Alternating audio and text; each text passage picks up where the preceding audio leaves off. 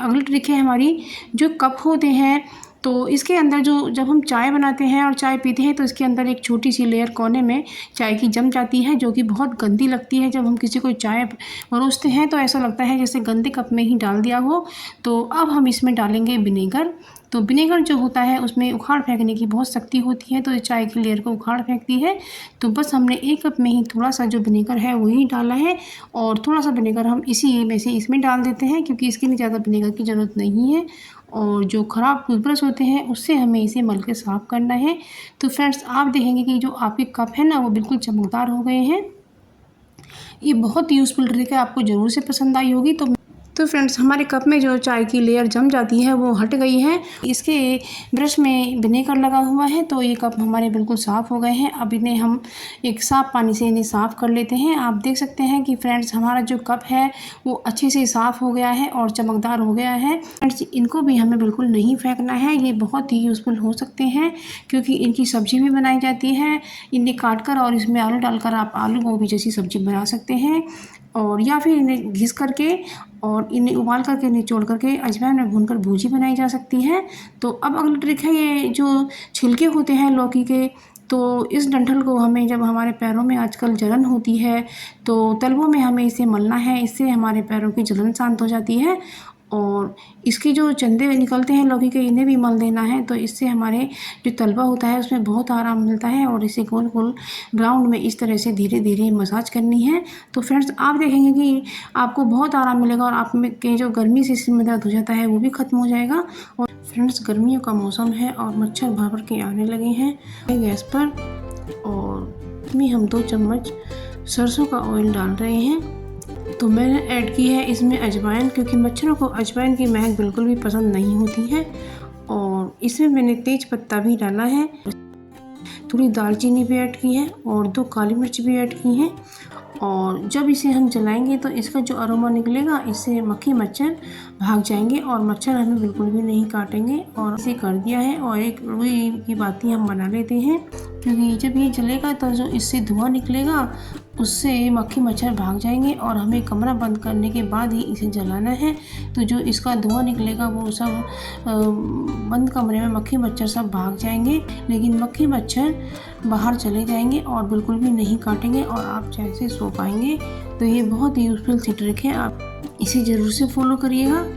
आप पाएंगे कि इससे बहुत ही अच्छा ऊपर से लेयर होती है, इसे हमें चाकू से उतारना है। ये छिलकों को हम, तो इस तरह से हमने ऊपर के छिलके को उतार लिया है, और अंदर से भी इसके जो बीज हैं उन्हें हम निकाल लेते हैं, और इसे हमें, और जिन्हें डायबिटीज़ होता है उनके लिए तो ये रामबाण औषधि होती है। अब हम सभी करेलों में नमक ऐड कर देते हैं। हमें घंटे के लिए हमें धूप में रख देना है, और 2 घंटे के लिए हमें धूप में रख देना है, और उसके बाद हम इन्हें अच्छे से पानी से बार बार धोएंगे। और लिए हमें ये इस तरीके से चॉप कर लेने हैं। और अब हमने ये गूदा और करेलों को धोकर साफ़ कर लिया है। यामी और हरी मिर्च भी ऐड की हैं। ये लाल मिर्ची का पाउडर है, और ये हमने 1 डेढ़ चम्मच धनिया पाउडर ऐड किया है। आप चाहें तो कश्मीरी लाल मिर्ची भी ऐड कर सकते हैं। और इसमें हमने आधा चम्मच हल्दी ऐड की है, आप अपने हिसाब से कर सकते हैं। और मैंने स्वाद के अनुसार नमक भी ऐड किया है। आप रिफाइंड ऑयल ऐड किया है, आप चावल से थोड़ी हल्दी भी ऐड की थी। तो बस, आप मेरे चैनल पर नए हैं तो मेरे चैनल को सब्सक्राइब कीजिएगा। और ये जो वाटरमेलन होता है ये ठंडा होता है, और ये हमें ठंडक प्रदान करता है। आप इसका सेवन ज़रूर से कीजिएगा, क्योंकि ये हमारे शरीर में पानी की कमी बिल्कुल भी नहीं होने देता है। तो फ्रेंड्स, हमें ये फ्रूट काट करके फ्रिज में रख देना चाहिए, और हमें 10 मिनट के बाद ही खाना चाहिए, क्योंकि ये ठंडा होकर के हमें बहुत ही ताजगी देता है और फ्रेश होता है, और इसे हमारे बच्चे भी बड़े शौक से खाते हैं। और जब आप इसे खाएं तो इसमें जो ब्लैक सॉल्ट होता है उसे थोड़ा सा ज़रूर से बुरक कर खाइएगा, तो ये हमें फिर हैजा होने से बचाता है। तो नमक से ये अच्छा और इसका टेस्ट बढ़ जाता है। और एक बात ध्यान रखने योग्य है कि इसको खाने के बाद हमें पानी बिल्कुल भी नहीं पीना है, क्योंकि इससे हमें हैजा हो सकता है। तो अब बारी आती है तरबूज के छिलकों की। तो फ्रेंड्स, इनको भी हमें बिल्कुल नहीं फेंकना है, ये बहुत ही यूज़फुल हो सकते हैं, क्योंकि इनकी सब्ज़ी भी बनाई जाती है। इन्हें काट कर और इसमें आलू डालकर आप आलू गोभी जैसी सब्ज़ी बना सकते हैं, और या फिर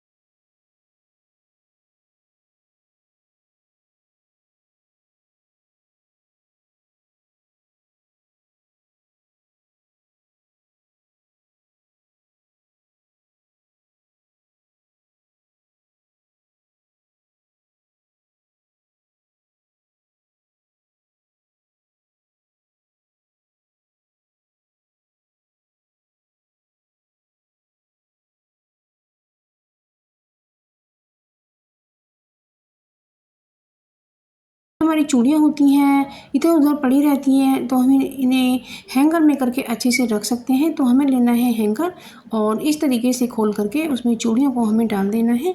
तो सभी चूड़ियों को हम इसमें ऑर्गेनाइज़ करके रख सकते हैं। ये बहुत ही अच्छा ऑर्गेनाइज़ साबित हो सकता है और इसे हम कहीं भी हैंग कर सकते हैं और आप अपनी शेप में भी इसे हैंग करके रख सकते हैं। यह हमें समय पे मिल भी जाएंगी और इधर उधर पड़ी भी नहीं रहेंगी। तो चूड़ियों को रखने का ये भी बहुत अच्छा तरीका हो सकता है, बहुत ही आसान लगेगा और इस तरह से आपको ढूंढने में भी आसानी होगी। तो आप इसे अपनी जो शेप होती है उसमें भी इसे हैंग कर सकते हैं। तो इस तरह से ये बहुत ही आसान हो जाता है।